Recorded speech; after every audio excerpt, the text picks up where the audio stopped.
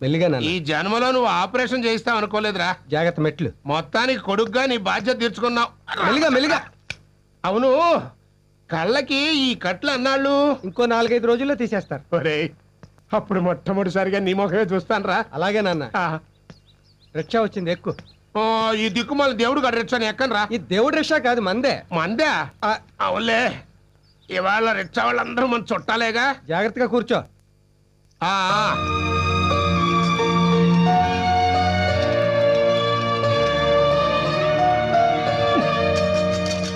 ఒరే దరిద్రుడా, నాకంటే కళ్ళు కనపడి సావు. నీకే వచ్చిందా మాయ రోగం? అట్లా ఊపుకుంటూ తొక్కుతున్నావు. వీడికి రిక్షా తొక్కడం కొత్తలే నాన్న. జాగ్రత్తగా తొక్కమను. ఎంతకీ నీ ఉద్యోగం సంగతి ఏమైంది? మంచి ఉద్యోగమే దొరికింది. జీతం ఎంతో? ఎంత తొక్కితే అంత. తొక్కడమేమిట్రా, అదే రిక్షా భాష నువ్వును. రోజుకి 50 నుంచి 100 దాకా వస్తుంది. ఏమిటో అదే ఉద్యోగాలు. 4000 నోట్లోకి వెళ్ళే జీతం ఇవ్వరు కదా. రా నాన్న, జాగ్రత్తగా దిగు. నేను జాగ్రత్తగానే దిగుతా గాని ఈ రిక్షా వాడికి 2 రూపాయలు తక్కువ ఇవ్వరా. ఎందుకు నాన్న?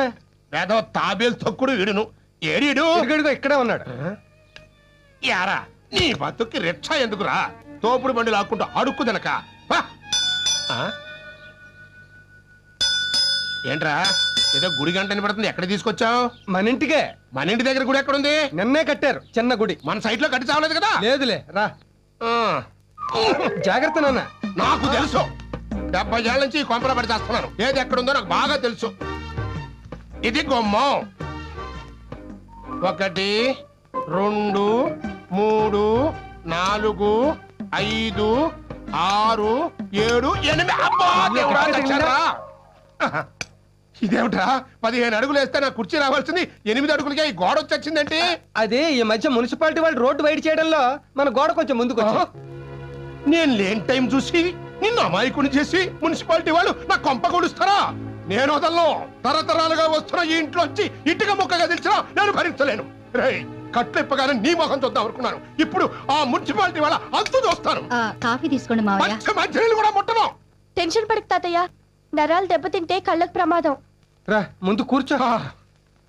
ఏంటో యాదవ లైఫ్ అని కంటి టెన్షన్ తగ్గింది కదా అనుకుంటే ఇంటి టెన్షన్ పట్టుకుంది.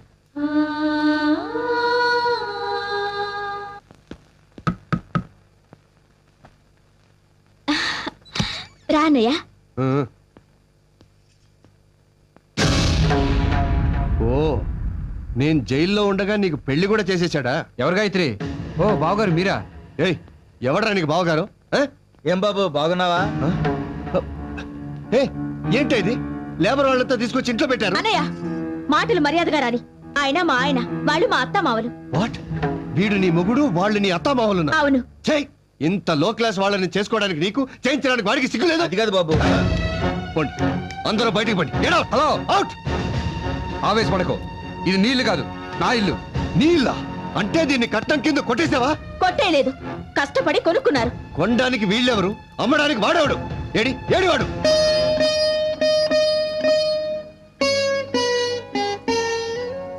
ఎన్నాళ్ళైందండి మిమ్మల్ని ఇలా సంతోషంగా ఉండడం చూసి. అవును భాగ్యం, ఇన్నేళ్ల మన సంసార జీవితంలో ఇవ్వాళే రేపటి గురించి భయపడకుండా 2 ముద్దలు తినాలిపిస్తోంది. మీ నాన్నగారికి ఇల్లు అమ్మేశారని తెలిస్తే? కంటి గురించి చెయ్యి తొక్కాడు, ఇంటి గురించి గొంతు తొక్కుతాడని భయపడుతున్నావా? 2 రోజులు తిడతాడు, అలవాటేగా, పడదాం. ముందు మన అప్పులన్నీ తీరిపోయాయి. ఇక నుంచి ఏ ఒక్కడో కూడా నా గుమ్మ ముందుకు వచ్చి నన్ను అమర్యాదగా పిలవలేడు. బయటికి. అది మన కిరణ్ గాడి గొంతు కదూ? అవును తాతయ్య, అన్నయ్యే. మరి కన్న తండ్రిని పట్టుకుని పేరు పెట్టి పిలుస్తాడేమిటి దరిద్రుడు? నిన్నరా, బయటికి రారా. ఏంట్రా ఇది? కన్న తండ్రిని పట్టుకుని ఏం మాట్లాడాలి? కన్న తండ్రా వీడా?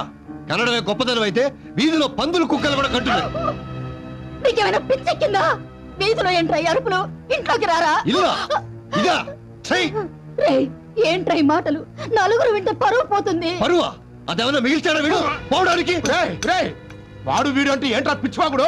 ఓహో, నిన్ను గుడ్డి విధవని చేసి నన్ను జైల్లో ఉంచి ఇంత దరిద్ర పని చేశాడనమాట వీడు. ఏంట్రా ఇది? ఇంట్లోకి రారా. ఈ లేబర్ విధవల కొంపలో దస్త అడుగు పెట్టను. లేబర్ కొంపేట్రా, ఇది మన మొత్తాతల నుంచి వస్తాను ఇల్లు. ఓరి నా గుడ్డి గ్రాండ్ ఫాదరు, నీ కొడుకు మన కొంపన రిక్షావాడికి అమ్మేసి ఆ రిక్షావాడి కొంపని వీడు కొన్నాడు. మన కొంప అమ్మేశాడా? ఎంత పని చేశాడురా?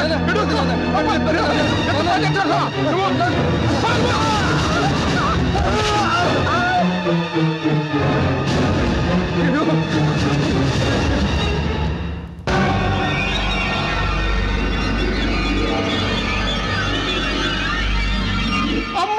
అమ్మో రేయ్ చెత్త నా కొడుక ఇల్లు అమ్మేస్తాను రా, ఇల్లు అమ్మేస్తాను రా.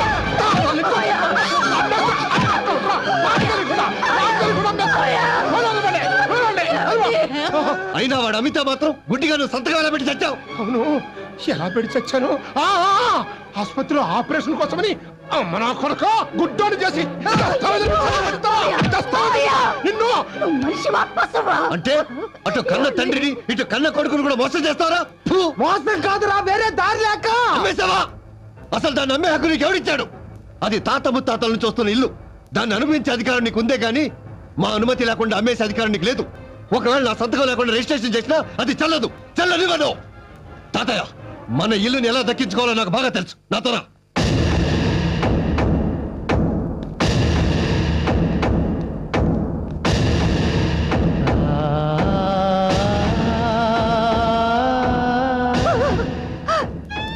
ఏమిటండి ఇది?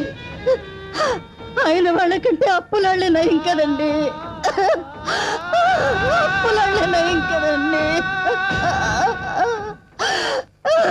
Order order order order. ఇంతవరకు భారతదేశ చరిత్రలోనే రాని విచిత్రమైన మిడిల్ క్లాస్ కేసు సార్ ఇది. కన్న తండ్రే మోసం చేశాడని ఓ కన్న కొడుకు పెట్టిన కేసు ఇది. కన్న కొడుకే మోసం చేశాడని ఓ కన్న తండ్రి పెట్టిన కేసు ఇది. ఇందులో విశేషం ఏంటంటే ఆ కన్న తండ్రి ఆ కన్న కొడుకు ఒకడే అవడం. చట్టరీత్యా తాతల కాలం నుంచి వస్తున్న ఆ ఇంటిని అటు తండ్రి అనుమతి లేకుండా ఇటు కొడుకు అనుమతి లేకుండా అమ్మడం తప్పు. ఒప్పుకుంటాను సార్, కానీ ఈ ఒక్క తప్పే నేను న్యాయంగా చేశాను. తప్పని న్యాయంగా చేశానంటారేంటి? అవును సార్, ఎందుకంటే అసలు తప్పులు అంతకంటే పెద్ద తప్పులు మరెన్నో చేశాను కాబట్టి. నేను మధ్యతరగతి మనిషిగా పుట్టడం మొదటి తప్పు. పెళ్లి చేసుకుని అంతకంటే పెద్ద తప్పు చేశాను. అధిక సంతానాన్ని కని క్షమించరాని తప్పు చేశాను. నన్ను కని పెంచి పెద్ద చేసిన నా తండ్రికి కంటి ఆపరేషన్ చేయించకుండా బాధ పెట్టి గుడ్డివాణ్ణి చేసి దస్తావేజుల మీద సంతకాలు చేయించి కొడుకుగా తప్పు చేశాను. ఒక్కగానొక్క కొడుకని నన్ను కుటుంబాన్ని ఉద్ధరిస్తాడని వాడికి వచ్చే కట్నంతో ఆడపిల్లల పెళ్లిళ్ళు చేయొచ్చని ఆశతో వాడిని మాత్రమే పెద్ద పెద్ద చదువులు చదివించి ఆడపిల్లలకు అన్యాయం చేసి తండ్రిగా తప్పు చేశాను. తక్కువ కట్నం అడిగాడు కదా అని కక్కుర్తిపడి వాడు ఎటువంటి వాడో తెలుసుకోకుండా పెద్ద కూతురునో దౌర్భాగ్యుడికి ఇచ్చి పెళ్లి చేసి చివరికి దాని పసుపు కుంకాలు కూడా తుడిపేసి మరింత తప్పు చేశాను. రెండో కూతురు తన కాళ్ళ మీద తనే నిలబడి 4 డబ్బులు సంపాదించుకుంటుంటే సిగ్గు లేకుండా ఆ డబ్బులు వాడుకున్నాను. చివరికి నేను పెళ్లి చేయలేనేమోనని తన మొగుడిని తనే వెతుక్కుని వెళ్ళిపోతే భారం తగ్గిందని బాధ్యత లేని తండ్రిగా తప్పుకున్నాను.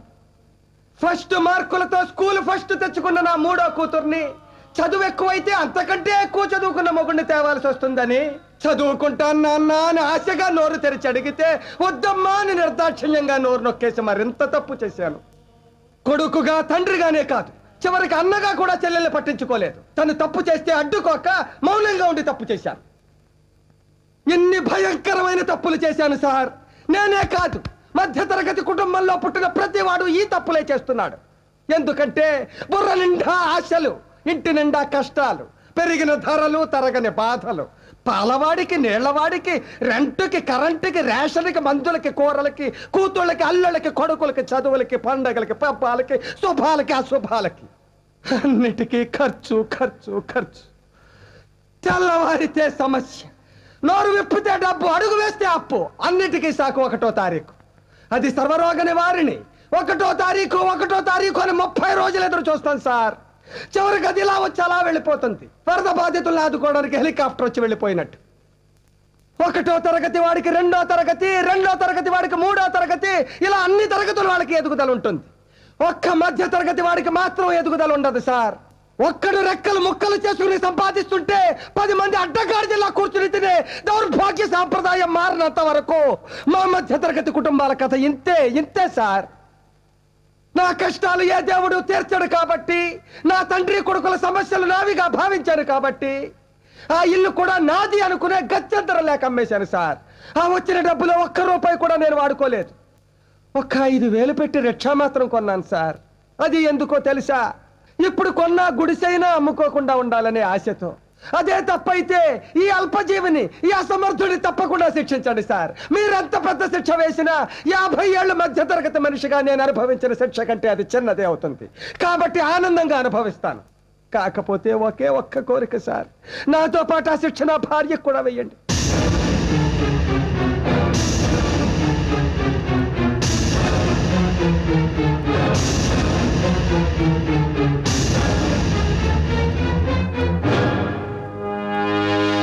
నీ వ్యధ విన్నాక నిజంగా నీ మీద జాలి వేసింది, కానీ నీ కోరిక విన్న తర్వాత నీ మీద అసహ్యం వేస్తుంది. I'm sorry sir, please sir, దయచేసి ఒక్క కోరిక కాదరకండి సార్. నేను మాత్రమే జైలుకెడితే నా భార్య దిక్కులేందైపోతుంది సార్. దాన్ని ఎవరూ పట్టించుకోరు. ఇన్నేళ్ల సంసార జీవితంలో ఆ పిచ్చిది ఒక్క పూట కూడా కడుపు నిండా అన్నం తినలేదు సార్.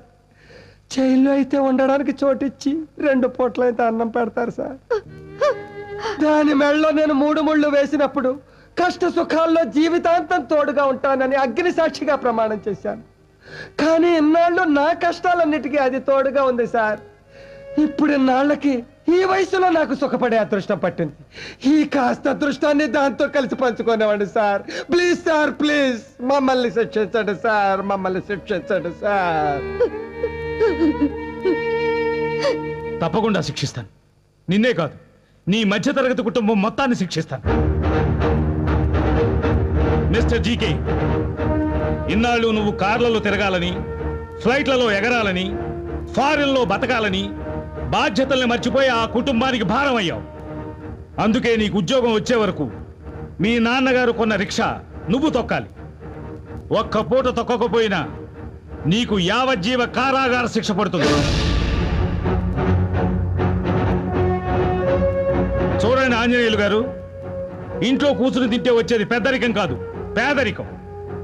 కష్టాల్లో కూరుకుపోయిన కొడుకును ఊరడించాల్సింది పోయి నాకంటే ఆపరేషన్ నాళ్ళు పీక్కు తిన్నారు. ఇప్పుడు మీకు కళ్ళు వచ్చాయి. ఇక సొల్లు కబుర్లు సాధించడాలు మాని మీ ఒంట్లో ఓపిక ఉన్నంత వరకు బుట్టలలో చుట్టలు చుట్టూ ఆ కుటుంబానికి సాయం చేయండి. కాదంటే జైలు శిక్ష పడుతుంది. ఏమ్మా శ్రీకన్య, అవతల వాళ్ళ కష్టం మీద బతుకుతూ నీ ఒంటి సుఖం చూసుకున్నావు గాని కనీసం కన్న కొడుకు కోసమైనా కష్టపడాలనిపించలేదా నీకు? అందుకే ఈ రోజు నుంచి ఆ అన్నగారి మీద ఆధారపడకుండా నీ తిండికి, నీ బిడ్డను చదివించడానికి కూరగాయలమ్ము. అమ్మా పార్వతి, నీకు కూడా శిక్ష వేస్తున్నాను. నీలాంటి ర్యాంక్ స్టూడెంట్స్ ఈ దేశానికి చాలా అవసరం. కాబట్టి నువ్వు కాలేజీకి వెళ్ళి బాగా చదువుకో. నీ చదువు కావలసిన డబ్బు వీళ్ళంతా ఖర్చు పెడతారు. మీ భార్యాభర్తలిద్దరికీ కలిపి శిక్ష వేస్తున్నాను. ఇన్నాళ్ళు ఒంటెద్దు బండి లాంటి సంసారాన్ని లాగి అలసిపోయారు. ఇక మీ కుటుంబం గురించి బాధపడకుండా మీకొచ్చే పెన్షన్ డబ్బుతో హాయిగా రెస్ట్ తీసుకోండి.